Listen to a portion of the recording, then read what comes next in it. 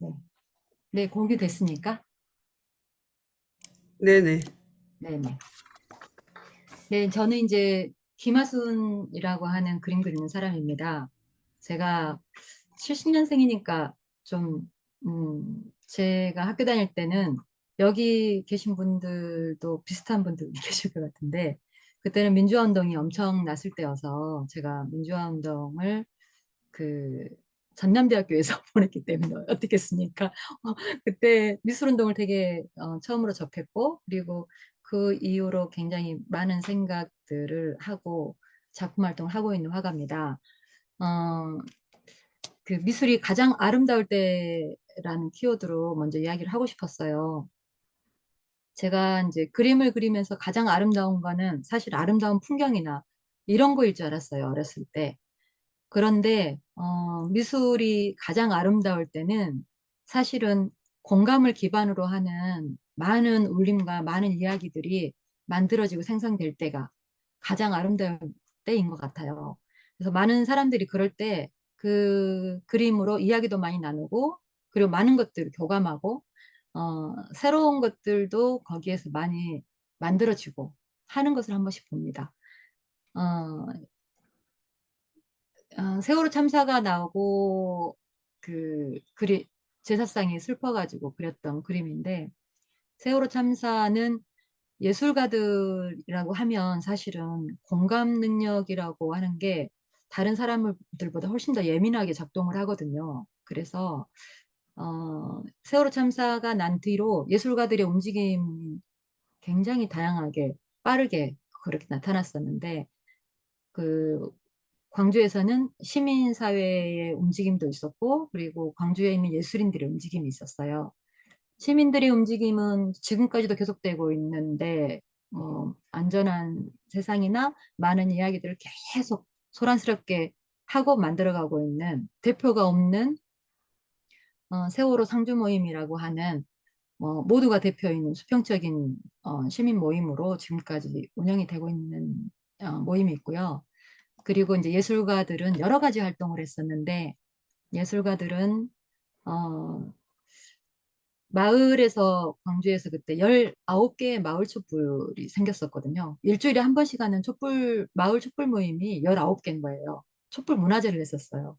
그때 지원을 가거나 그게 한 1년 정도 지속됐었는데 그 이후에는 예술인들이 한 달에 한 번씩 광장에서 그 각자 자기만의 보따리를 가지고 와서 예술 난장을 벌렸던 그런 시간들이 있었습니다. 매달 한 번씩 했었는데 뭐 장르가 굉장히 다양하니까 거기에서 여러 가지를 해봤던 것 같습니다.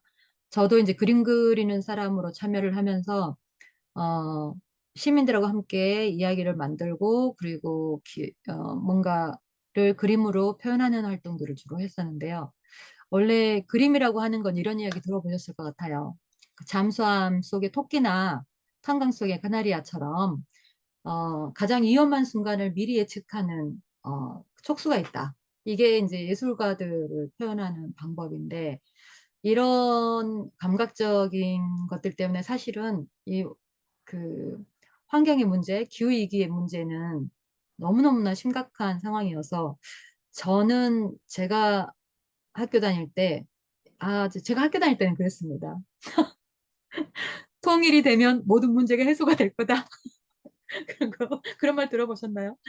학교 다닐 때는 그랬었는데, 지금은 이제 저는 이제 페미니스트고, 어, 여러 가지 다양한 활동들을 하고 있기 때문에, 그리고 이제 미술인이기 때문에 생각이 좀 자유로운 편이고, 이러한 그 촉수 때문에 예술이 지금 기후위기 시대에서 뭔가 우리가 할 수 있는 역할이 있지 않을까. 이게 굉장히 심각한 문제 의식을 가지고 있고, 최근에는 이제 탈선장에 대한 이야기를 미술인들이 적극적으로 하고 있고, 거기에 대한 여러 가지 프로젝트가 진행되고 있습니다. 그래서 이제 그 환경 문제에 대해서 지금 여기에 있는 이 그림은 새만금 앞전에 잼버리 그, 그 행사장이 제가 이제 이 작품을 새만금에 해서 우리가 걸 때도 그때 흙을 계속 갯벌에다가 퍼붓고 있었죠. 새만금 공간을 만든다고. 그거를 되게 가슴 아프게 보고 왔는데 이때 그 이제 새만금에서 생명평화 미술행동에서 미술인들이 전국에서 모여가지고 현장에서 작업을 하고 설치까지 하고 이렇게 하는 활동들을 했었거든요. 근데 그 이게 한 3, 4년 전이니까 사실은 환경 문제나 기후 문제, 저는 이제 인권 문제에 워낙 예전에 관심이 있었는데 환경과 기후 정의에 대한 문제를 요즘에는 매우 심각하게 생각하고 여러분들이 거기에서 한 발 앞서서 사물에 대해서 새로운 관계 맺음에 대해서 연구를 어, 하시고 계시는데 사물 그, 그 동물과 그리고 뭐 아주 작은 무생명들에 대한 그 권리 이런 거에 대한 이야기까지 저는 이제 심각하게 연구하고 작업으로 이야기하고 있습니다. 이것이 이제 그러면서 이제 제가 그렸던 최근에 이제 작품인데 이제 기후정의에 대한 작품을 불타는 지구를 보고 있는 붉은 바람 앞에 서다. 같은 거의 비슷한 크기의 여성들이고 그리고 가운데에 있는 아기의 그 아기 띠에 있는 무늬가 사람과 네 발 달린 동물 그리고 머리 위에는 나무, 해, 달 그리고 새와 물고기 모두가 함께 살아가야 된다라고 하는 인드라마 마크인데요. 이거에 대한 이야기를 하면서 사실은 이제 이 사람들이 지금까지 우리 사회의 근간이 되었던 가부장제와 자본주의에 대한 것들에 대한 새로운 질서를 만들고자 하는 사람들이 앞을 바라보고 있는 거거든요. 이런 작업들을 하고 그리고 여러분들도 이 그림은 좋아하실 것 같아가지고 제가 이제 제 그림 소개로 이거 가지고 왔는데 무생명의 작은 날개짓과 함께라는 제목으로 그림이 굉장히 커요.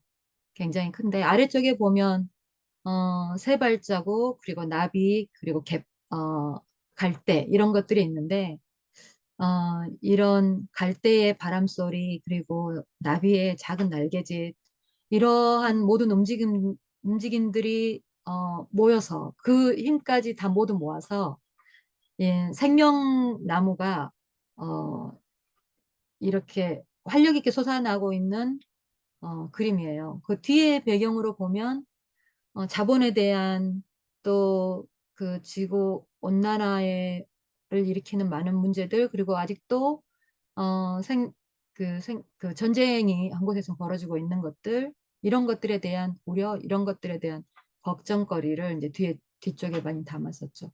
이제 이런 작업들을 하는 작가입니다. 그런데 이제 저희가 재밌는 일을 했어요. 이것 때문에 아마 이제 여기에서 저랑 같이 그거 인터뷰를 하겠다고 하신 것 같습니다.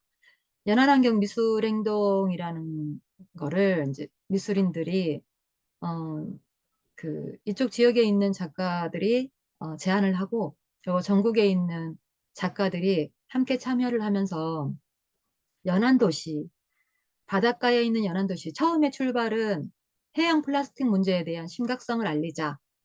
이런 주제의식을 가지고 처음 출발은 그 신안에서부터 시작해서 연안 도시를, 연안 주요 도시들을 다 돌면서 해양 플라스틱에 대한 이야기로 퍼포먼스 현장 미술 활동을 하자. 이러한 취지였는데, 주제가 이제 나중에 몇 개 더 추가가 됐죠. 이것은 이제 그, 2020년 초에 신안군을 출발로 군산, 뭐 인천, 삼척, 또 울산, 뭐 부산, 순천, 목포 뭐 이렇게 돌았던 것 같습니다. 이렇게 주로 한 1년, 2년 반 정도 돌았는데요. 음, 네, 시민들도 이제 거기에서 참여를 하면서 시민들이 함께 만드는 작품들, 이런 작품들도 있고, 그 각 도시나 연안 도시에 가면 거기에 있는 조건들, 거기에 처음에는 우리가 해양 쓰레기들 같은 거를 엄청 가지고 했어요. 근데 해양 쓰레기가 도시에 가면 별로 없더라고요. 다, 도시보다는 외딴 섬, 이런 해변, 외딴 해변 이런 데 있잖아요. 근데 저희가 이제 사람들이 좀 더 있는 도시 바로 해변에 사기 때문에 거기는 청소가 말끔히 돼 있어서 쓰레기 구하기가 굉장히 힘들었어요. 그래서 막 도심에서 쓰레기를 가지고 가서 차에다 싣고 가가지고 그걸 퍼포먼스를 하고 했는데 이런 활동들을 시민들과 함께 이렇게 진행을 했었습니다. 한번 영상을 한번 보시면 어떻게 진행을 했는지 아실 것 같아요. 네.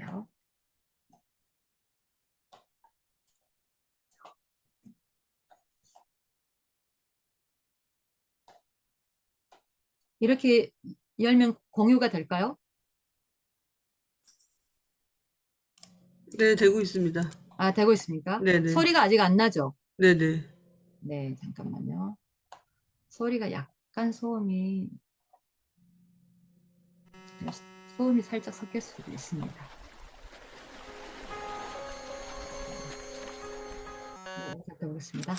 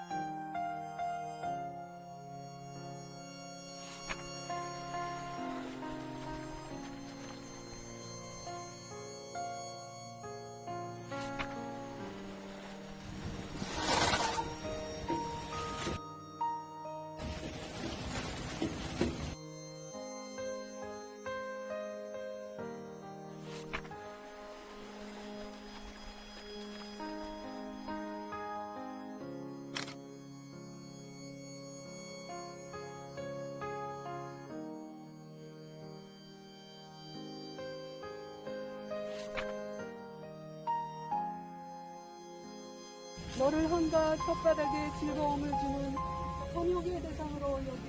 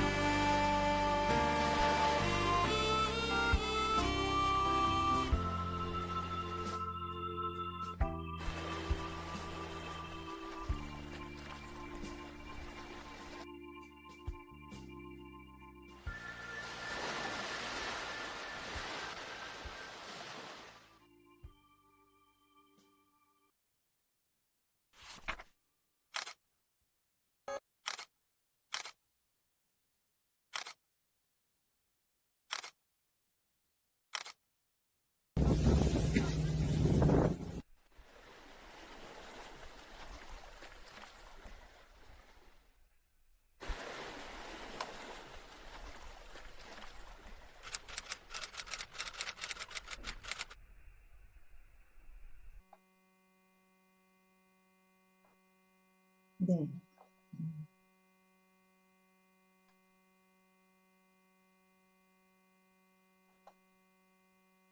네, 잘 보셨어요?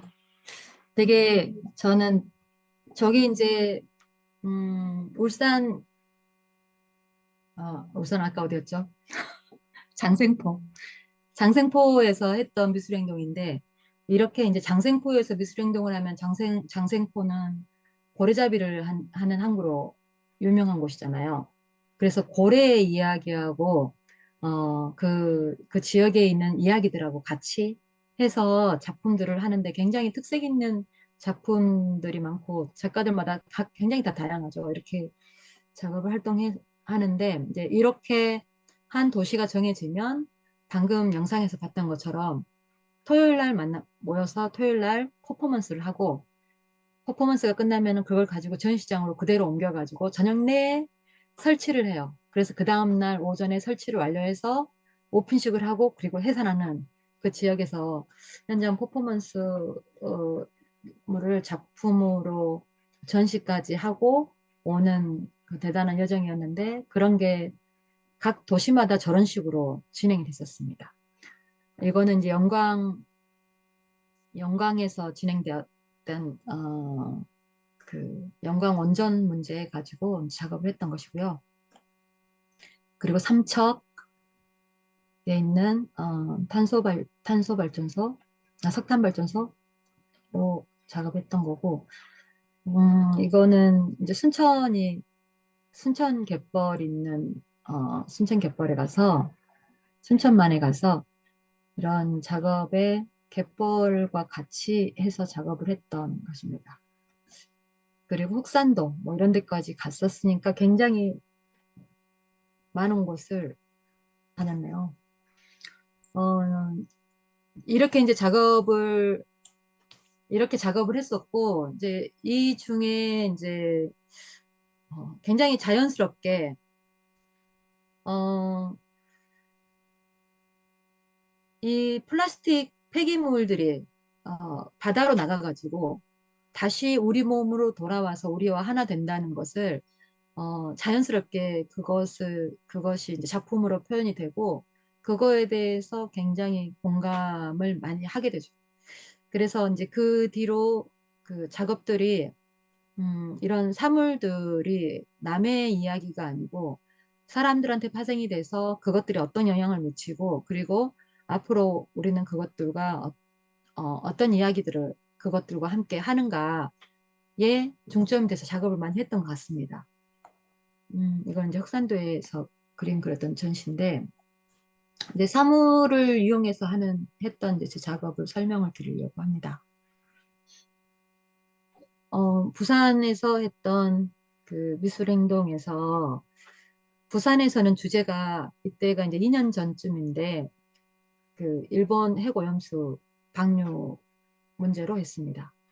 이때부터 이제 오염수를 방류하겠다라고 이야기들이 나오고 있어서 가장 가까운 부산에서는 이 문제로 그 미술행동을 해보자 이렇게 이야기가 됐었고, 이걸 작업으로 하면서 이제 저는 그 표현을 한 게 여기에 지구에 살고 있는 많은 생명 공동체, 지구에 있는 생명 공동체가 그 의한 인간에 의한 핵오염수 폐기로 그 엄청 어떠한 예측을 하기도 어려운 일들에 도래할 것이다 라는 작업이었는데, 이제 이 작업을 하면서 저희는 퍼포먼스를 해야 되기 때문에 퍼포먼스는 어떤 물건들을 가지고 주로 해야 되거든요.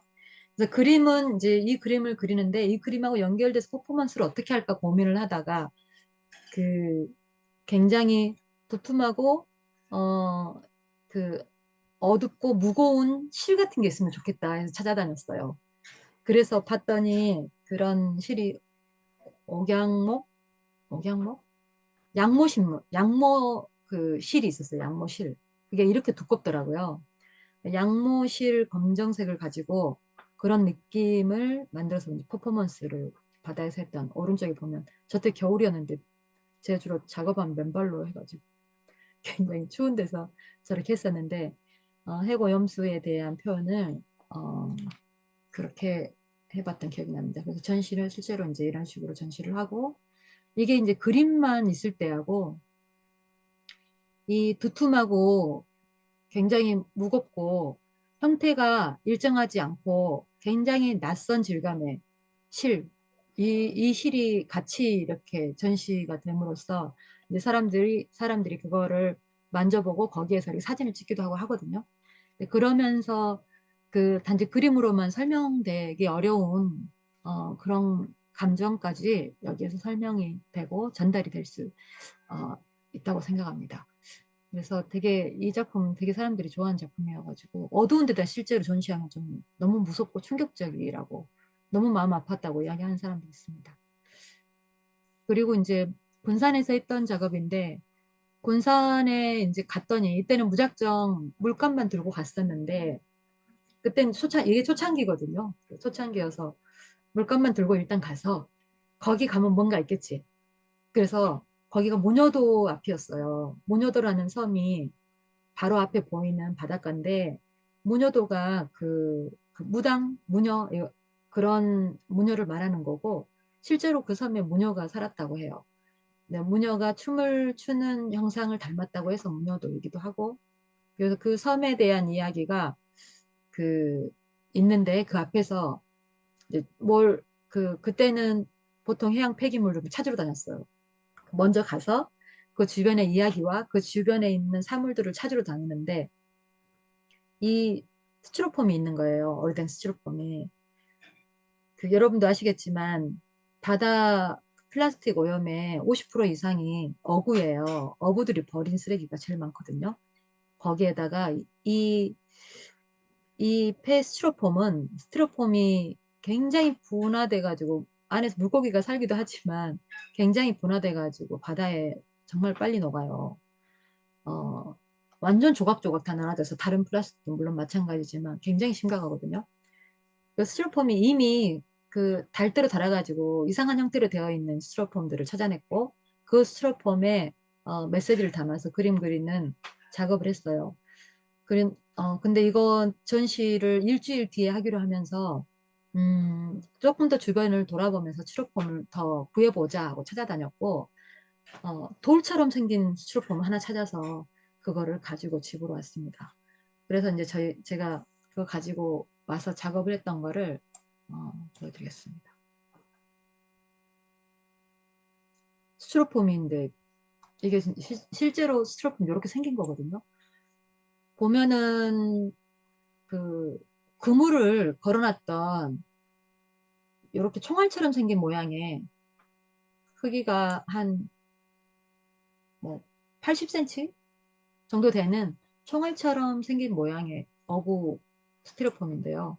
이 스티로폼 제일 처음에 바위인 줄 알았어요. 바위인 줄 알았는데 이렇게 생겼더라고요.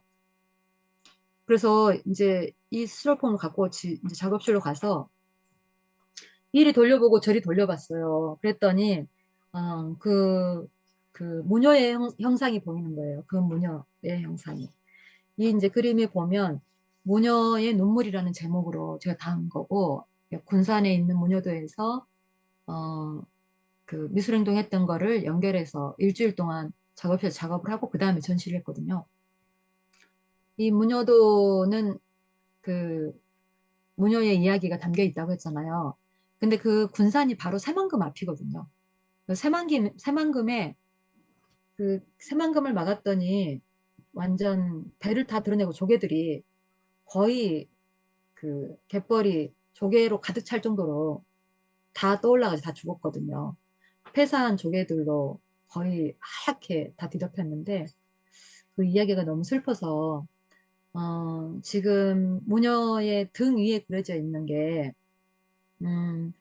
그 조개 더미하고 그리고 물고기 이런 바다 생명들하고 그리고 모녀가 모두의 안녕을 빌었던 상과 그리고 정한수를 담았던 그릇이 엎어지고 있어요. 엎어지고 있고 그 주검으로 남았던 많은 생명들에 대한 그림들이 그려져 있습니다. 자세히 한번 보면은 네, 스티로폼은 하나도 손대지 않고 그냥 있는 그 상태로 그림을 그렸는데 이제 이거를 이쪽으로 돌리고 저쪽으로 돌리면서 살펴봤어요. 어떻게 여기에 어떤 그림을 담으면 좋을까? 뭐 세로로 돌려보고 그러면 형상이 굉장히 달라지거든요. 그냥 달라지고 달라지는데 이 모습에서 여기 입 모양, 무녀의 입 모양이 나오고 그리고 무녀의 머리 모양이 나오고 이런 형상을 찾아내서 이제 이렇게 그렸죠. 위에는 조갯더미, 물고기 이런 것들이 있고 간절한 손으로 꽉 받치고 있죠. 무녀의 무녀가 있는 그 바닥에 이 바다는 작은 플라스틱 조각들로 가득 차 있는 그런 그림을 그렸습니다. 그래서 이제 전시를 하게 되면은 이렇게 작품과 그리고 그 옆에 퍼포먼스 했던 과정 이런 것들까지 이렇게 해서 이제 전시가 진행됩니다. 무녀의 눈물이라는 작품이었고요.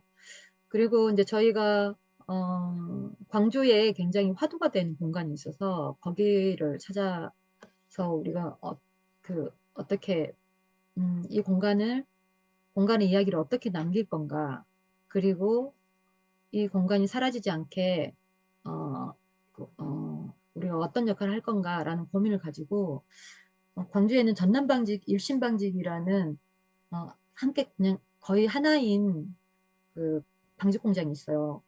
이 방직 공장이 일제 시대 때 만들어졌는데 그 일제 수탈을 위해서 만들어졌는데 그 이후로도 계속 공장이 있다가 그냥 뭐 가난한 공장으로 오랫동안 있었어요. 근데 이번에 지금 그 공장에서 개발업자들한테 땅을 팔고 이동을 하는 바람에 광주에서는 여기가 그뭐 고속버스 터미널 바로 근처여서 사실은 시민들한테는 그, 굉장히 좋은 공간이 될 수 있는 광주에는 다 개발돼 버리고 딱히 우리가 그 공간의 에너지를 같이 어떻게 이어가야 될 만한 공간들을 남겨놓지 않았거든요. 근데 여기는 정말 기가 막힌 공간이어서 저희가 이제 예술가들이 가서 그런 거에 대해서 반대 운동도 많이 일어났고 그래서 우리도 어떤 역할을 하고 싶어서 이제 찾아간 건데 그때 그때만 해도 여기 계속 사유지니까 못 들어가게 해요. 그래서 스케치회라고 순한 얼굴을 하고 이제 일일 스케치 주말 스케치 한다고 이야기하고 이제 들어갔었는데 이제 그러면서 일신방직하고 전남방직을 어, 둘러보기도 하고 스케치도 하고 거기에서 뭔가 그 안에 공간에서 뭐 뭔가 이야기 나누기도 하고 뭐 이런 것을 했습니다. 지금 굉장히 넓은 부지인데 그중에 가장 중요한 건물 앞에 있어요. 저 건물이 그 당시에 화력발전소여가지고 그 방직 공장은 목화가 광주 전남에서 그 당시에 70%가 목화가 났대요. 그래서 그 목화 솜을 타서 그, 그 실을 짜서 만들고 뭐 이런 공장입니다. 실을 따, 뭐 솜을 만들기도 하고 실을 만들기도 하고 이런 공장인데 그 실이 만들어지려면 뜨거운 물이 필요했대요. 그래서 저 화력발전소에서 뜨거운 물을 전 공장에 공급하는 그 당시 시설인데 지금까지 저 모습 그대로 남아 있는 거예요. 내부는 이렇게 남아 있습니다.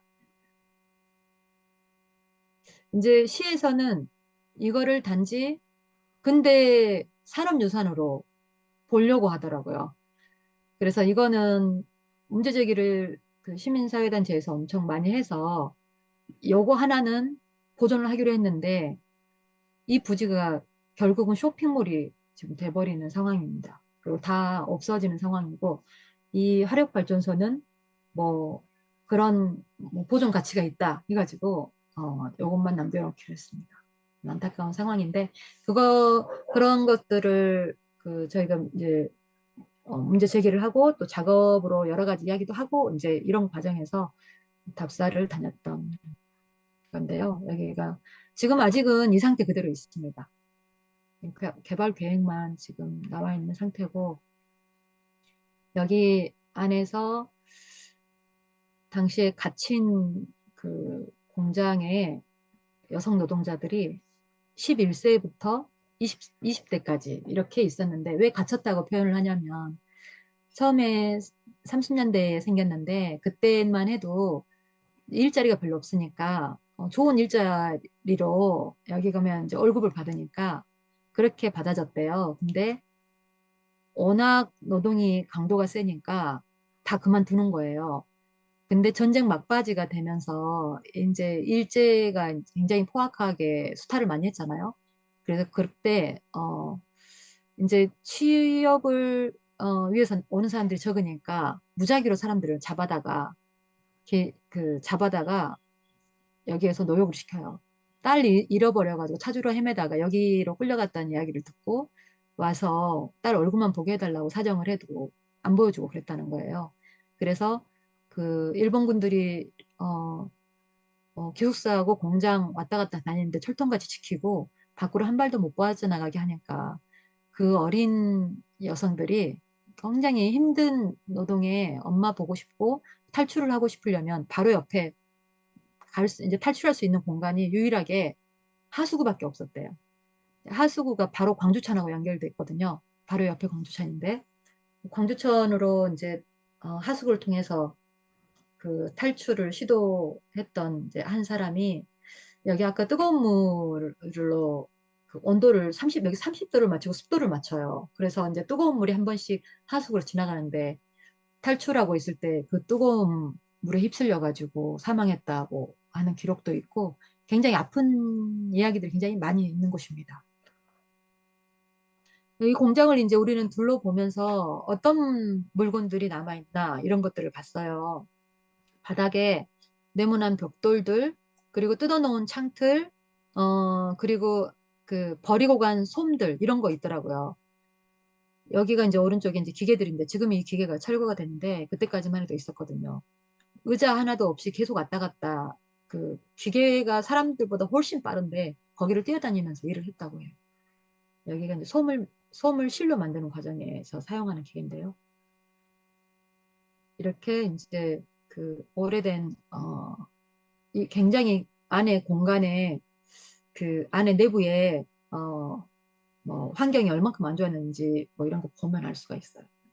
근데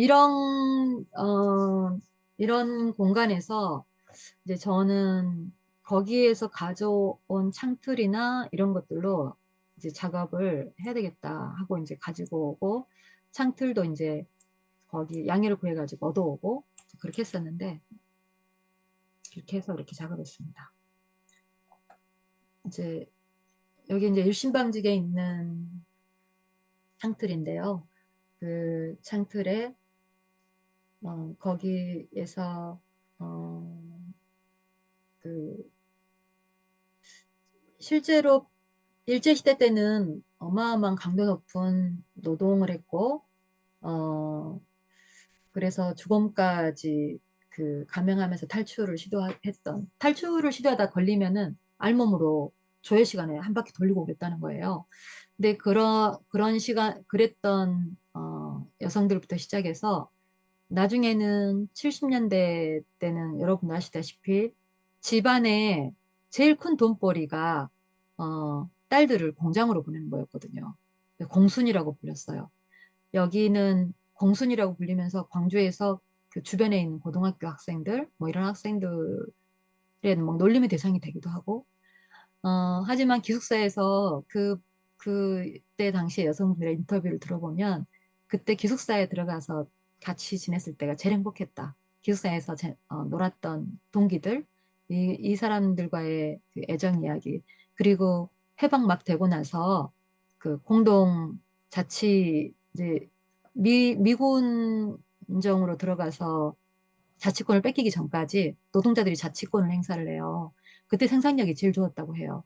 그때 이야기, 그리고 이후로 노동운동을 했던, 임금운동을 했던, 심지어 5.18 때는 3일 동안 전체 노동자들이 그 4명씩 줄을 서가지고 여기에서 금남로까지가 걸어서 30분 정도 될 거거든요. 매일 그렇게 행진을 했다고 해요. 그래서 그런 많은 이야기들이 있는 방직 공장의 그 여성을 그리기 위해서 이 그림을 그렸고요. 이 그림은 그래서 그곳에서 그녀를 만났다. 많은 그녀들을 만났던 거를 그림으로 담았습니다. 어, 운이 좋게 이제 거기에서 버리고 간 그 솜이 있었는데, 이 솜으로, 음, 그, 그, 그곳을 조사하면서 우리가 알게 됐던, 도망가다가 하수구에 갇혀 죽은 여성의 이야기, 그리고 뭐, 엄청난 노동 강도에 그 솜 타는 이 통에 본인이 빨려 들어갈 것 같았다고 했던 그런 이야기, 이런 이야기들을 이제 이렇게 담았고요. 되게 재밌었던 건 이것을 전시했던 전시 공간이었는데 바로 앞에 그 광주천을 바로 건너편에 가면 광주에서 그때 당시 가장 가난했던 달동네가 있어요.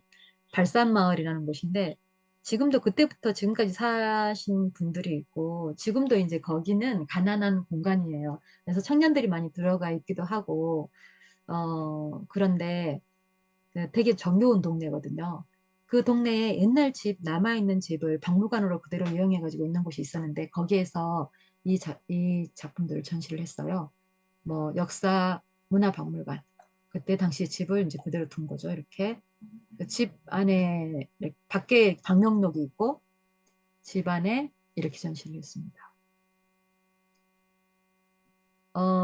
그 화이트 큐브인 미술관에서 전시하는 거하고 전혀 다른 이야기들을 주더라고요. 여기에서는. 이렇게 부엌도 이런 부엌이 있어요. 네, 이렇게 전시를 진행했던 게 되게 재미있었던 것 같습니다. 공간이라고 하는 것이 우리가 세월호 참사 나고 예술가들이 광장에서 어떤 활동들을 했다고 했잖아요. 네, 세월호 참사를 기억하는 것이 5.18의 기억 공간과 만난다는 것이 굉장히 의미가 있다고 생각을 했고, 그리고 여기도 마찬가지, 음, 이런 공간에 그,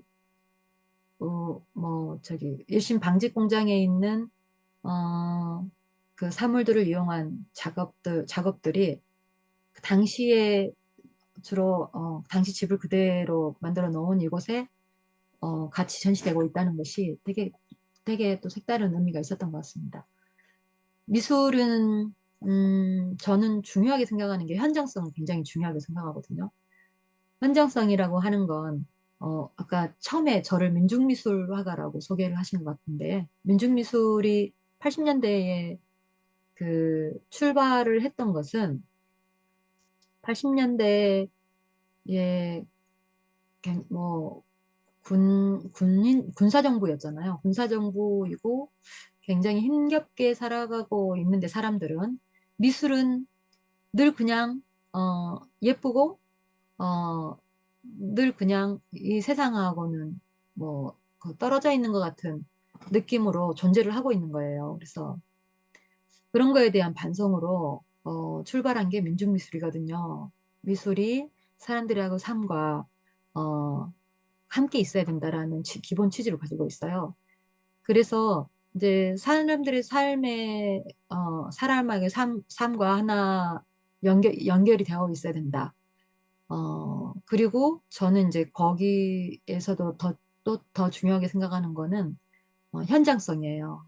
어떤 공간, 어떤 현장, 어떤 일이 벌어지고 있는 실제 그곳, 그런 곳들과 작가로서 제가 그 직간접적으로 연결이 되어 있는 것. 저는 시민단체 활동도 하거든요. 네. 그 이유가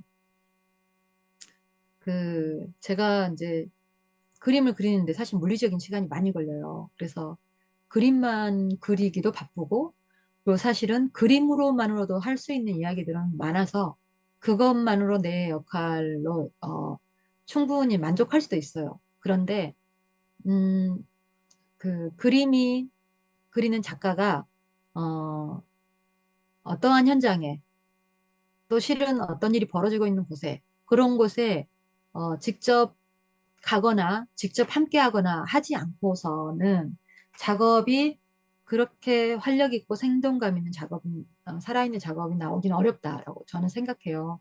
그리고 그 현장에 어떤 역할을 할 때도 있고, 또 현장에서 어떤 영향을 받을 때도 있고, 그리고 현장의 이야기가 그렇게 되면서 작가의 그 미술에, 그리고 그 미술이 사람들의 삶에 이렇게 연결이 된다고 보거든요. 그래서 미술의 현장성을 굉장히 중요하게 생각해서 이 연합환경미술행동도 처음 시작할 때부터 적극적으로 결합을 하고 한 번도 빠지지 않겠다. 아무리 바빠도 한 번도 빠지지 않겠다고 생각을 했어요. 사실 그런 기회라고 하는 게 늘 있지 않거든요. 조직이 따로 있는 게 아니고 미술인들은 거의 개별이 많기 때문에 뭐 속해 있는 협회나 이런 데 있지만 협회에서도 성향이 굉장히 다양한 사람들이 있기 때문에 어떤 일이 긴급하게 아니면은 굉장히 그 뭐 함축적으로 진행되기는 어려워요. 그래서 이게 그러한 일들이 벌어질 때, 그런 판이 벌어질 때 그것을 다음에 언젠가는 또 그런 일이 있겠지 했을 때 그런 일이 없어갖고 굉장히 후회했을 때가 있었거든요. 그래서 제가 이제 그런 게 얼마나 귀한 시간들인지 알기 때문에 한 번도 빠지지 않고 참여했습니다. 그래서 되게 의미가 있었고, 그게 이제 긴 시간이었지만, 2년 봤지만, 그때 네트워크가 많이 만들어져서 그 이후로도 진행을, 계속 하기로 했고, 그때는 이제 연안환경미술행동을 했지만, 탈핵에 대한 이야기를 해보자라고 앞전에 이제 헤어졌기 때문에, 지금 해고염수 문제가 이렇게 심각하고 이런 상황에서 아마 우리가 어떤, 조만간 좀 모여서 뭐가 진행되지 않을까라고 생각합니다. 제가 이제 퍼포먼스를 하면서 가장 이제 마지막에 자연과 그 사물과 인간이 모두 함께 만드는 퍼포먼스를 만들었었거든요. 그걸 한번 같이 한번 봐주시겠어요?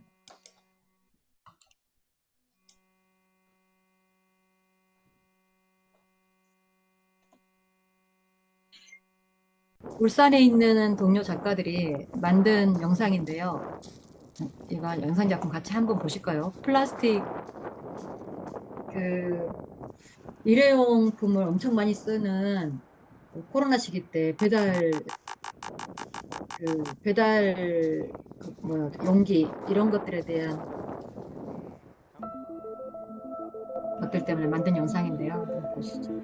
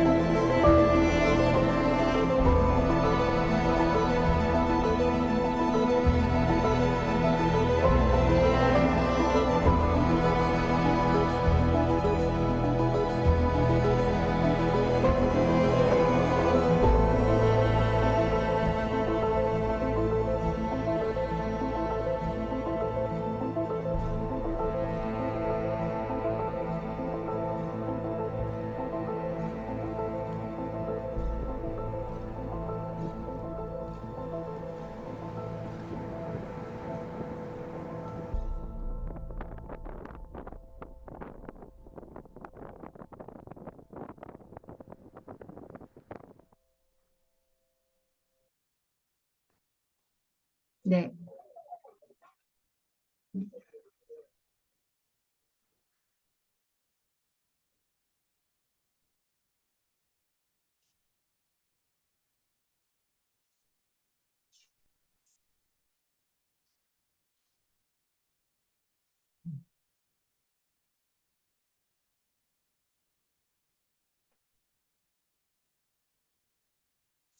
네. 저 작품을 보면 이제 그 저게 우리 코로나 때 워낙 배달 식품들을 많이 시켜 먹으니까 어마어마하게 쏟아지는 일회용품 플라스틱들, 페트병 이런 것들이 그 생명체로 자라나서 사람들 옆에 자연 옆에 공존하게 되는 이제 그런 것들을 표현한 작품인데요. 제가 이제 이게 마지막으로 했던 연안환경 퍼포먼스거든요. 이게 지금 모래, 목포 바닷가인데요. 목포 바닷가에 하얀 모래로 플라스틱 페트병을 그리고 이제 이거 퍼포먼스를 하기 위해서 우리 광주에 굉장히 유명한 놀이터가 있는데 거기 가서 자연 생명과 자연을 표현할 수 있는 것들을 소품으로 그거를 만들어 보고자 소품을 구하고 그런 의상을 준비를 하고 이렇게 해서 이제 직접 내가 그 자연의 온갖 생명들이 각자 자기 색깔로 꿈틀거리면서 활력 넘치는 자연의 모습으로 본인을 이제 무장을 하고 이제 그 퍼포먼스 진행을 했어요. 춤을 추었는데 당연히 동영상을 안 가져왔죠. 사진으로만 보면 그럴 만한데 춤 되게 못 췄기 때문에 사진으로 목포 바다에 이제 저기가 이제 버드나무 가지를 들고 그리고 이제 물 속에 들어가서 어 이제 춤을 췄는데 이제 그 춤이 어 그 자연에 이제 빙의된, 내가 자연에 빙의되었다고 생각을 하고 이제 춤을 춰요. 어, 되게 슬퍼요. 아까 방금 우리가 봤던 영상도 보면 되게 슬프잖아요. 그 전에 울산에서 퍼포먼스 한 영상도 보셨는데 미술행동 했던 그것들도 되게 슬프잖아요. 저는 그 미술이 그 굉장히 근간에 슬픔과 사랑이 있다고 보거든요.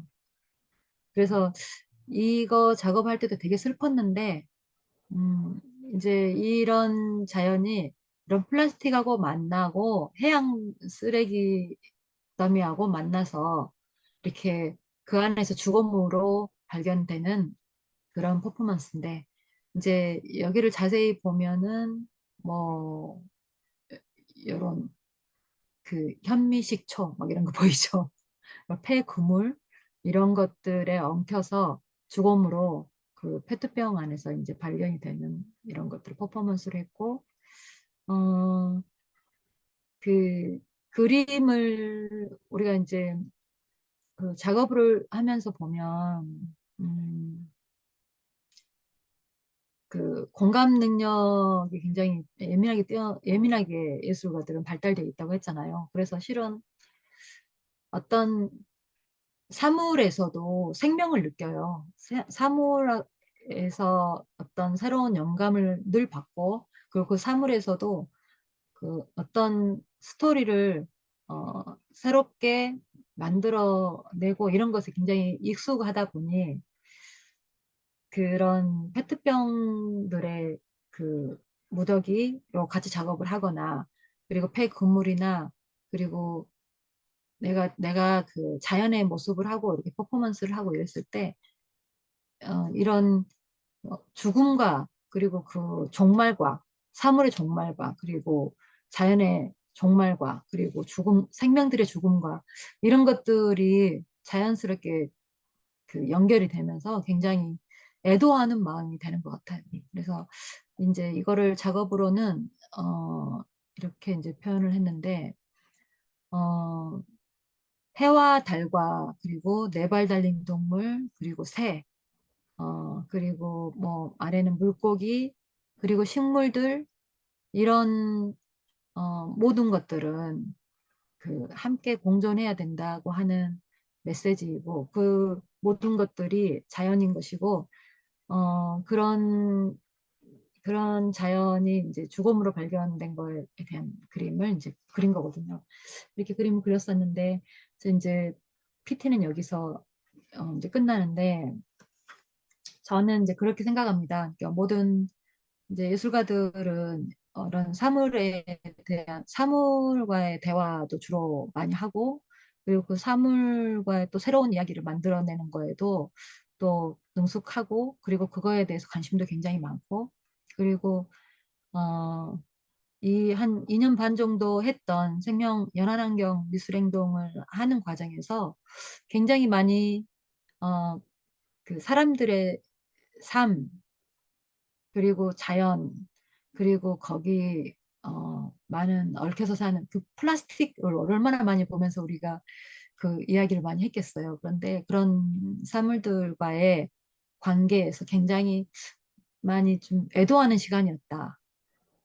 그러면서 이제 그런 것들을 결국은 사람들이 만들어낸 것이기 때문에 우리가 이 다음 이제 이런 이야기들을 계속 우리가 했던 거는 작업을 했던 거는 어, 많은 생명들과 함께 살아가는 세상, 그리고 그 서로 굉장히 존중하는 세상, 그리고 사람들이 어, 마땅히 여겨야 될 것들에 대해서 이야기하는 것, 이런 것들에 대한 뭐 방향을 가졌던 것 같습니다. 그래서 되게 의미 있는 시간이었던 것 같아요.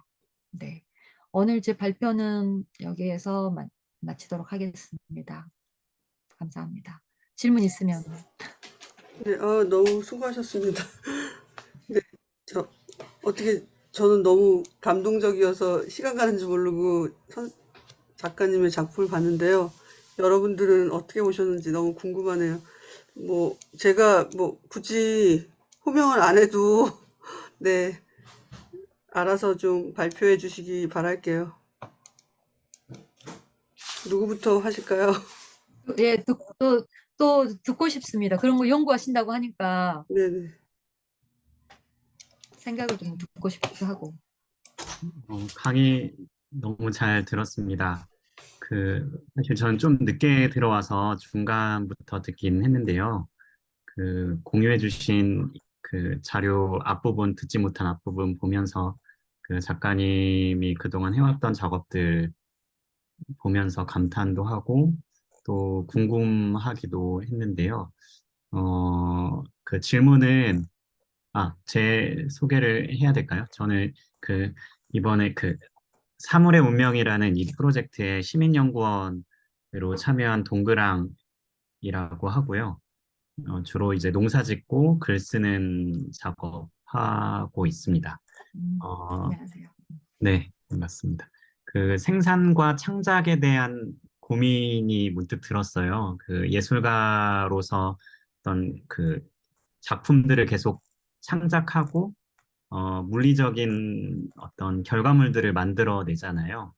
네, 창작물이 만들어진 이후에 작업물이 만들어진 이후에 결과물들은 과연 어떻게 어디로 흘러갈 것인가 이런 고민들도 분명 하셨으리라고 보는데 그 어떤 창작물과 결과물의 이후의 운명, 이 프로젝트의 제목처럼 사물의 운명이라는 제목처럼 어떤 작품의 어떤 운명에 대한 고민들도 어, 어, 네, 그, 네, 네, 네. 원래 이제 지금 한 2년 정도 했던 연한환 겸스링 등 프로젝트 작품들은 지금 많이 모여 있고 모여서 이게 이제 프로젝트성 작업물이었기 때문에 이거 모아가지고 여러 도시에서 아직도 전시를 진행하고 어 이렇게 사람들한테 이제 이 프로젝트가 공유되고 있는 과정에 있고요. 그리고 이제 보통 일반적으로 작업물들은 어 뭐 갤러 몇 가지 방법이 있죠. 이제 저는 이제 그림을 그리니까 화가들의 이제 페인팅 작업물 같은 경우는 보통 수장고에 들어간다든가 수장고에 들어가면 연구 보존입니다. 수장고에 미술관 수장고로 들어가면 연구 보존이고 되게 슬픈 경험이 있었는데 그 작업물을 많이 작업실에 쌓아놓다 갑자기 사망한 경우가 있어요, 작가들이. 그러면 정말 작업물들이 어디 가지 못하고 어쩔 때는 정말 쓰레기가 되기도 하고 합니다. 그래서 전에 물난리 나가지고 한 작가가 자기가 반지하 작업실인데 물이 잠겨가지고 거의 한 절반 이상 작품들이 다 망가진 거예요. 쓰레기. 그래서 그거를 치우는데 1톤 트럭 2개가 쌓여서 버렸다는 거예요. 거기에서 본인이 느낀 게 내가 지금까지 쓰레기를 양산하고 있었구나. 이렇게 생각을 했다는 거예요. 그게 엄청난 큰 충격이었을 거거든요. 본인의 작업물이 이제 쓰레기가 되는 과정을 겪은 게. 그래서 그 뒤로는 물질적으로 쓰레기로 남기지 않는 작업을 하겠다 해서 샌드 아티스트로 본인 작업을 전환하는 경우도 봤습니다. 그, 그래서 보통은 저는 이제 그림이 그 잘, 어, 잘 보존되는 경우는 이야기를 만들 수 있는 공간에 그림이 다 있으면 그게 가장 좋은 결과라고 보거든요. 그래서 저도 이제 제 그림 중에 어, 수장고로 들어가 있는 그림들은 이제 아니더라도 아는 지인들이 좀 자기 공적 공간 이런 곳에 그 공적 공간에 어울리는 의미 있는 작업들을 좀 걸어놓자 해가지고 걸어놔서 거기에서 많은 사람들 거기서 만나면요. 그림을 가지고 또 각자 사람들마다 또 느끼는 바가 있고 그림으로 이야기가 시작돼가지고 또 많은 이야기를 또 하기도 하고 그러더라고요. 저는 그렇게 되는 경우가 가장 좋은 경우인 것 같습니다. 질문에 답이 됐을지 모르겠습니다. 네, 충분히 답변이 되었습니다. 아, 감사합니다. 네.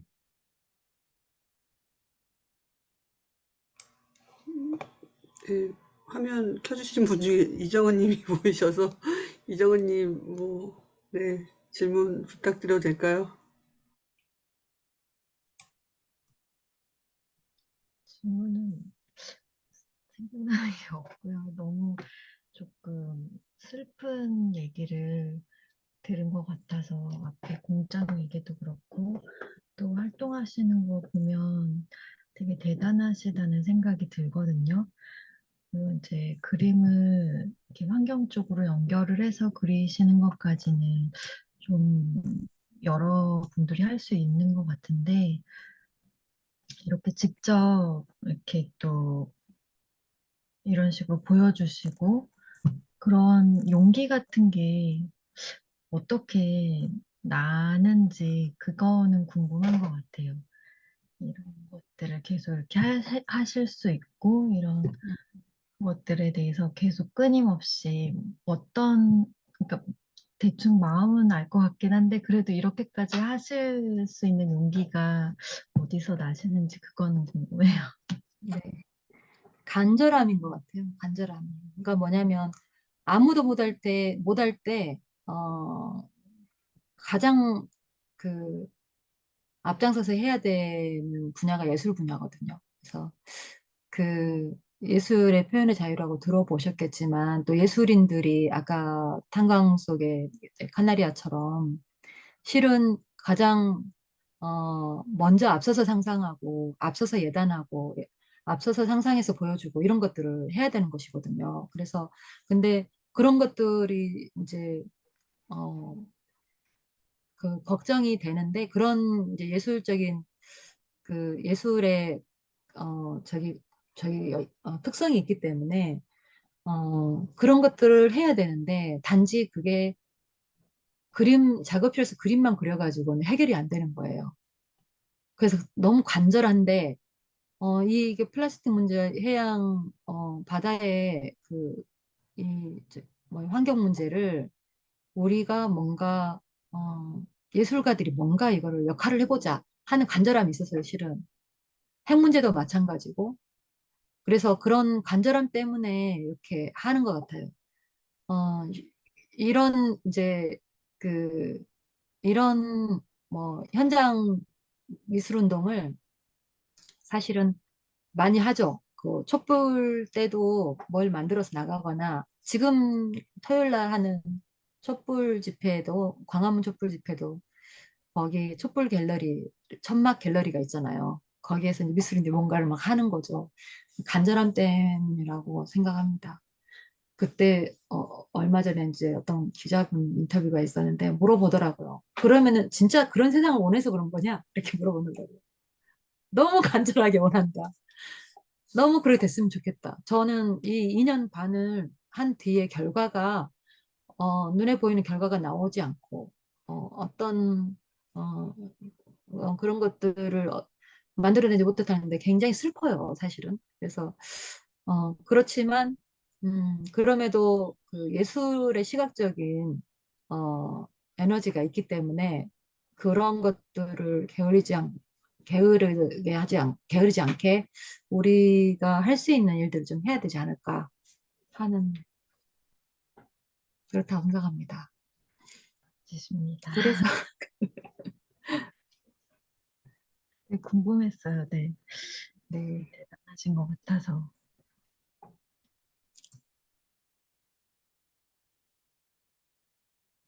네, 또 지금 마침 화면을 켜주신 고은경님 혹시 네, 소감이나 안녕하세요. 질문 네, 부탁드릴게요. 네. 네. 일단 소감은 저도 이제 환경 교육을 하다 보니까 학생들하고 이제 이런 문제를 어떻게 접근하고 바라볼 거냐라고 하는 그 문제의 인식이나 그다음에 관점, 그리고 해결하는 것에 대한 어떤 고민들을 많이 하거든요. 그래서 최근에 네. 되게 많이 하는 게 우리가 그런 이야기들을 알리자라고 하는 그런 아이들하고 그런 활동들을 되게 많이 하게 되더라고요. 근데 이제 대부분 그런 얘기를 하게 되면 아이들이 고정관념에 되게 딱 틀에 잡혀 있어요. 그리고 네. 우리가 제공하는 정보 안에서만 아이들이 이렇게 생각하는 경험이 되게 많은데 저는 이 영상을 보면서 사실 아까 이 영상이 좀 공유해 주시면 아이들의 사고 확장이나 그다음에 관점 전환에 굉장히 도움이 되겠다. 저는 이런 생각이 들었거든요.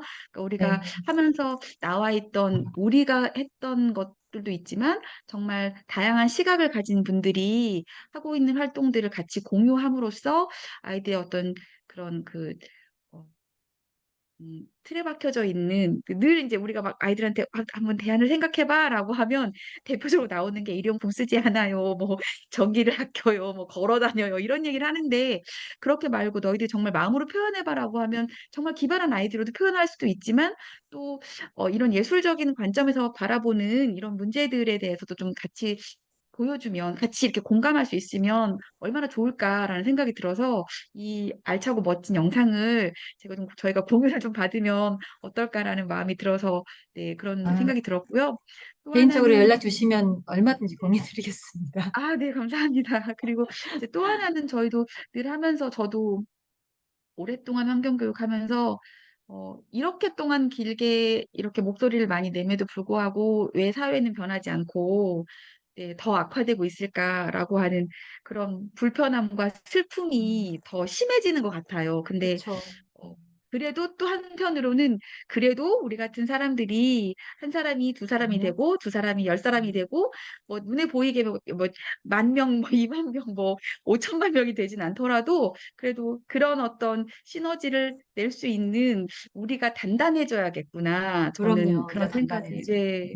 네, 그래서 그런 말씀을 드리고 싶어서 저도 되게 우울하거든요. 내가 그렇게 많이 얘기를 하면서 그렇게 많이 홍보하고 아이들하고 그렇게 논의를 많이 하는데도 돌아서면 언제 그랬냐라고 하는 방식의 아이들 태도도 되게 속상하고 마음 상하는데 그래도 나를 다시 점검하고 우리가 서로 그래도 우리가 할 수 있는 일에 최선을 다하면 나아지고 있을 거야라고 하는 우리 안에 격려가 좀 더 있었으면 좋겠다. 저는 그런 고맙습니다. 격려의 박수를 네. 드리고 싶어가지고 말씀을 드리게 네. 됐습니다.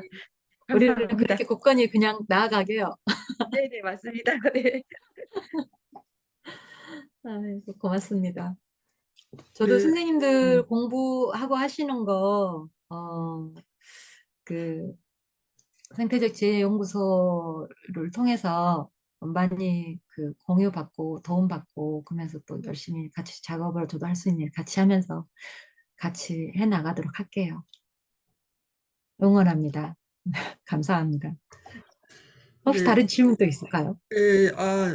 제가 좀, 설명을 드리자면 작가님이 온라인 활동을 좀 안 하시더라고요. 그래서 저도 작가님을 조사하는데 굉장히 어려움이 있었습니다. 그래서 제가 사전 질문 때 강력하게 좀 좋은 작품 온라인으로 볼 수 있게 요청을 드렸으니까 아마 곧 온라인에서 작가님의 작품을 많이 많이 볼 수 있을 것 같습니다. 네, 그럼 또 다른 네. 분, 혹시 주혜경 선생님 가능하신가요? 네. 네, 저도 이제 아까 나왔던 질문이랑 비슷하게 이제 뭔가, 아까 뭐 카나리아랑 토끼 얘기를 해주셨는데, 뭔가 저는 약간 구체적인 계기가 있으신가 하는 것도 조금 궁금하거든요. 이제 그런 뭐 감수성이 이제 예술가들이 발달했다고 말씀을 하셨지만, 저는 예술가가 아니니까 사실 그게 어떤 식으로 네, 그렇게 뭔가 마음이 움직이게 됐는지가 조금 궁금한 것 같아요.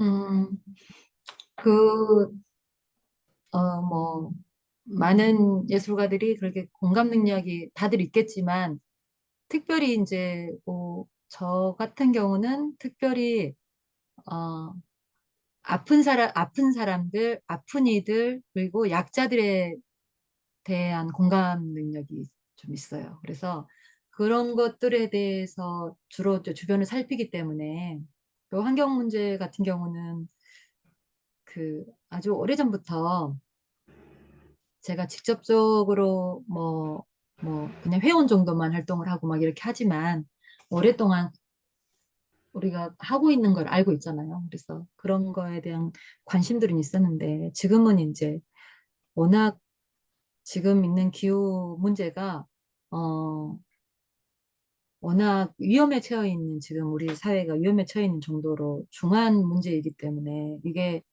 이게 모든 생명체들에 대한 문제이기 때문에 사실 인간보다는 뭐 모든 생명체들 모든 약자들에 대한 문제이기 때문에 기후 약자들부터 시작해서 그래서 그런 것들에 대한 것을 심각하게 생각해서 이제 그렇게 하게 된 거예요. 아마 여러분들하고 비슷한 네, 그림 그리는 사람들도 이제 다 이제 직업이 그림을 그리지만 지금 우리가 현대 사회를 같이 살아가고 있기 때문에 그 지금 말씀해주신 주혜경 선생님 말씀하셨죠? 네네네. 주희경 선생님처럼 아마 저 같은 비슷한 생각에서 그렇게 작업을 한다고 보시면 될 것 같습니다. 특별하지가 않아요. 그림 그리는 사람들도. 어, 근데 이제 아까 이제 같이 다른 작가님들이랑 막 이제 고래로 그 고래 모양으로 막 여러 가지 폐기물로 막 만들고 이런 걸 하셨잖아요. 네. 근데 이제 그리고 또 막 영상도 남기고 뭔가 퍼포먼스도 하고 이렇게 할 때 되게 공이 많이 들어갈 것 같은데 그렇죠, 그렇죠. 근데 네 근데 이제 그때 서로 나누는 이야기들이 어떤 건지도 조금 궁금하고 그리고 네. 그 막 공을 막 이제 시간을 들여서 할 때 이제 최종적인 것은 뭔가 어떤 식으로 네 되는지도 약간 좀 궁금했어요. 난리가 나요. 난리가 아주. 그러니까 뭐냐면 다음 도시는 어디다? 누가 이제 그 자기가 그쪽에 아는 사람이 있어서 그쪽에 있는 사람이 전시장 어디하고 어디 공간 그쪽에서 좀 서포트를 해준다. 전시장은 어디를 무료로 쓸 수 있게 그 섭외를 하고 이렇게 해서 도시를 하나를 섭외를 해요. 그러면 도시가 정해지면 날짜를 우리가 잡고 그때 거기로 모여야 해요. 그러면은 이게 이제 지원 사업 받아서 하거나 이런 게 아니기 때문에 각자 고민을 거기 이제 사전 답사 가기도 하고 그 연안 도시에 대한 이제 작업을 하기 위한 고민들을 각자 해요. 매번 달라야 되잖아요. 만약에 주제가 해양 플라스틱 문제예요. 하지만 매번 달라야 되잖아요. 그 공간에 따라서. 그래서 그 퍼포먼스를 하고 전시장에 작업하고 이런 것들을 음, 연구를 해서 자기 자차로 와서 1박 2일을 자고 가는데 어쩔 때는 현지의 독지가가 우리 이쪽 지역에 어디 누구 섭외를 해가지고 숙소를 지원받았어요. 숙소 같은 것들도 공적 공간 이런 데 숙소 지원받아서 자고 올 때도 있지만 없을 때는 회비를 낼 때도 있어요. 그렇게 아무것도 없이 했는데 다 자비로 작업하고 자기 자차로 다니고 밥값 자기가 뭐 교통비 자기가 다 내고 이러고 다니는 거거든요. 근데 그게 자유롭고 되게 좋아요. 되게 재미있고. 그러니까 이제 얻는 거는 동료들을 얻는 것 같아요. 처음에 한 20명 정도 시작했는데 나중에는 40명, 거의 50명 가까이 전국 네트워크 망이 생겼거든요. 근데 거기에 이런 거에 대해서 공통의 목소리를 내고 관심사가 있는 작가들 그 네트워크가 생긴 거잖아요. 그래서 그 친구들이 생긴 거고 그 친구들이 다시 다른 어떤 그 주제로 이렇게도 모이고 저렇게도 모이고 또 이런 계기가 또 되기도 하더라고요. 그래서 이게 그런 엄청난 생산적인 많은 일들을 이야기를 만들고 있다 이렇게 생각하고 있어요. 저한테도 엄청 큰 도움이 됐어요. 실은. 네. 네, 감사합니다.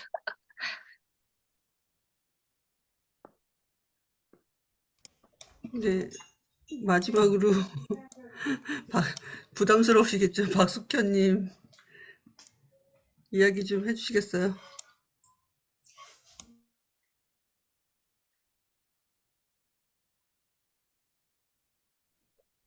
네, 안녕하세요. 안녕하세요. 안녕하세요. 들리나요? 네, 네. 네, 잘 들립니다.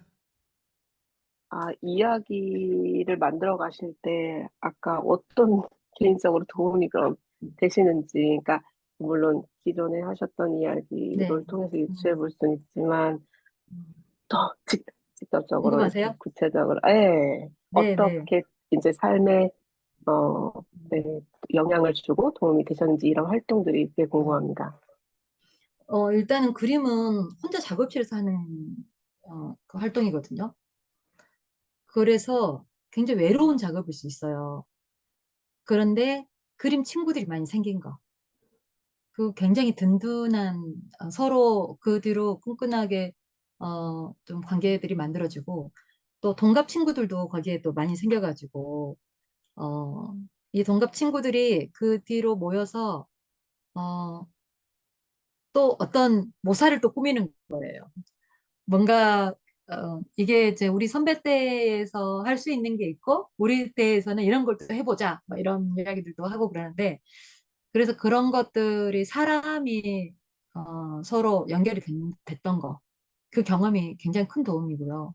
그걸로 그 뒤로 뭐 어떤 프로젝트들도 이어가고 있어요. 동학의 답사를 다닌다든지 그 연결되어 있는 사람들하고 내년이 동학 130주년인데 거기에 대한 답사를 다닌다든지 또 그 식민지구라는 제목으로 탈성장에 대한 전시 프로젝트 기획팀을 그 우리 동갑내기 또래들끼리 꾸려가지고 또 진행을 그 했었고 이제 엊그저께 끝났는데 그런 식으로 다른 이야기들이 거기에서 만들어진 네트워크로 다른 이야기들이 만들어지는 것이고 또 두 번째는 뭐가 개인적으로는 굉장히 큰 도움이 됐는데 이게 뭐 두 달에 한 번씩 한 달에 한 번씩 어쩔 때는 한 달에 두 번씩 벌어지기도 했어요.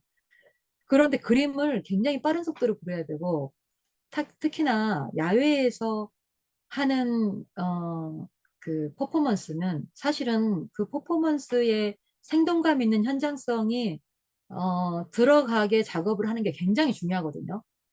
근데 그런 것들을 아주 그 지금까지 썼던 무거운 재료로 뭐 몇 개월 동안 해가지고 하는 작업으로는 그런 느낌을 날것의 느낌이나 그 속도를 나타낼 수가 없어요. 그래서 아크릴로 굉장히 빠른 속도로 그리는 그림들을 그려야 했는데 그 덕분에 제가 그림 그리는 속도가 빨라져가지고 요즘에 작업하기가 너무 좋습니다. 여전히 이제 물리적인 시간은 많이 걸리는데 예전 같으면 지금도 120호 작품 두 개를 동시에 하고 있는데 예전 같으면은 한 달 반에 이 두 개를 다 끝내겠다는 거는 상상도 못 할 건데 지금은 자신감을 가지고 하고 있죠. 반은 절반으로 줄었습니다. 작업하는 속도가. 그런 거 사소한 네, 도움이 됐습니다. 뭐 조금 늦게 저기 생태적재연구소 이승준 이사장님이 들어오셨는데 혹시 마지막 멋진 마무리. 아유, 너무 늦게 들어와서 죄송합니다. 저기 아, 다른 예, 알았어요. 일들이 있어가지고 안녕하세요. 네. 저 근데 너무 늦게 들어와가지고 예, 몇 분 못 들어서 제가 할 수 있는 코멘트가 별로 없고 좀만 더 빨리 올 걸. 저기 그러게요. 별난에서 오느라고 좀 시간이 걸렸네요. 그러셨구나. 네. 녹화해놨으니까, 네. 예, 녹화 영상을 보고 제가 열심히 공부하겠습니다. 네. 반갑습니다. 있습니다. 네. 네, 어제 밤, 제 네. 끝으로, 네. 아, 어제 밤, 끝으로, 제가 마지막 질문 좀 드려도 될까요? 네네네. 네네. 어제 밤 새셨다고 하셔가지고, 네. 네. 네, 향후 작업 이야기를 또 안 들어볼 수가 없겠죠. 작가님의 향후 어제, 작업이 어떻게 진행될지 한번 들어보고 싶습니다. 네. 어제 밤샘 작업이, 와, 나 좀 혼났습니다. 아주. 이제 우리가 1년에 한 번씩 여고 작업했던 작가들이 주로 많이 속해 있는 데인데, 1년에 한 번씩 달력을 만들자 그래가지고, 촌스럽게 목화나 달력을 만들자고 해가지고, 작년에 한번 만들었거든요. 그래서 올해도 만들고, 목화나 전시도 하면서 하자고 해서 저한테 4월 주제로 4월 달 달력을 저한테 이제 배정을 해주면서 그거 목판화를 했는데 제가 그림을 좀 세밀하게 그리는 편이라 목화 하나는 원래 뚝뚝뚝뚝 그 간단하게 해도 되거든요. 제가 간단하게 못 해가지고 엄청 복잡하게 해서 눈도 이제 침침해서 잘 안 보이는데 돋보기를 2개 끼고 2겹으로 해가지고 작업을 했는데 방금 날세기로 해가지고 엉덩이를 한 번도 안 떼고 진짜 아침 8시 20분에 끝냈어요. 그래가지고 이거 보이실까요? 아까 찍고 1차 찍고 지금 제출을 하고 왔는데 보이시나요? 제가 맡은 게 민주주의였는데 4월의 꿈이라는 제목으로 애도와 막춤을 추는 사람들을 그림으로 보였었어요. 이거를 했는데 이제 이 전시도 하고 그리고 지금 하고 있는 작업 중에 재밌는 작업은 9월 22일 날 오픈할 그 지리산 실상사에서 하는 생명평화 미술 프로젝트인데요. 그게 야외에서 하는 전시예요. 그래서 그 옛날에 걸개 그림이 불교의 괴불탱화에서 그걸 계승해서 만들어진 거거든요. 대집회 때 밖에 야외에 크게 걸었던 그림. 그래서 걸개 그림을 행사 때 걸었었는데 제가 이거를 야외에서 한 달 동안 전시해야 되고 도대체 뭘 해야 될까 고민하다가 그 걸개 그림을 하면 되게 좋겠다 싶어가지고 지금 120호로 그림을 그리고 있는데 그거를 엄청 커다랗게 광목으로 출력하고 다시 그 위에 페인팅을 다시 또 하고 이렇게 해서 실상사의 걸 그림을 그리고 있습니다. 그거는 생명 평화에 대한 정의도 빛나라 평화도 빛나라라는 제목으로 하고 있어서 실상사가 실상사에 있는 풀 한 포기도 우주에 있는 풀 한 포기다라는 그 가치를 가지고 인드랑만 생명평화 운동을 벌이고 있는 곳이거든요. 그래서 거기서 그 관련된 전시를 준비하고 있어요. 한 달에 한 번씩 작가들 모여서 거기다 놀았습니다. 그런 거 엄청 재밌습니다. 실상사에 10월 달에 한번 구경 오세요. 남원에 있어요. 지리산자락에. 네, 꼭 가보고 싶네요. 저 지금 채팅창으로 질문이 하나 들어왔는데, 네, 동그랑님 혹시 뭐 말씀해 주실 수 있으면, 네. 네네. 그, 또 기억에 남는 부분이 사물을 애도하는 마음으로 그 작가님께서 이제 작업을 하신다라고 했던 부분이 기억에 남았어요. 저도 개인적으로 작년에 돌봄과 애도 연습이라는 이제 작업하고 올해도 이제 작업을 이제 예정하고 있는데 그 저 같은 경우에는 어떤 생명, 특히 그 중에서도 인간에 대한 어떤 애도에 대한 것을 좀 작업으로 하려고 했다면 이제 작가님께서는 비인간, 비생명 사물을 애도하는 작업들을 하신 거잖아요. 그래서 그 비인간, 비생명 사물을 애도한다는 건 어떤 걸까 이런 생각도 들었어요. 그러면서 어떤 버려지는 것들에 대한 애도는 그 사물에 대한 애도는 결국 그 인간 입장에서 애도의 서사를 써내려가는 것은 아닌가. 그 사물의 운명을 결정하는 것도 결국 인간이어서 그것을 애도한다는 것도 결국 인간 입장에서 인간의 어떤 시선에서 그 사물들을 애도하는 건 아닌가라는 생각도 좀 들었어요. 그렇다면 그걸 좀 거꾸로 봐서 사물의 입장에서 자신의 운명을 결정할 수 있는 어떤 그런 그 주체성이 과연 사물에게서 발견할 수 있을까? 이런 생각도 좀 들었습니다. 네. 네, 아직 이게 어떤 질문으로 정리된 것은 아닌데, 네, 좀 들으면서 좀 그런 생각을 해보게 됐습니다. 네. 많은 생각을 들게 하는 말씀이시네요. 어떤 사물은 주체성이 있게 보이기도 해요. 그죠? 어떤 사물은 주체성이 있어 보이기도 하고, 그거를 우리가 알아채는 게 필요하다고 생각이 되기도 하네요.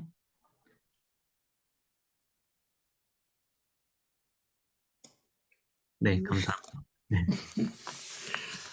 네, 예술의 힘을 익히 알고는 있었지만, 이렇게 예술의 힘이 큰 줄은 몰랐네요.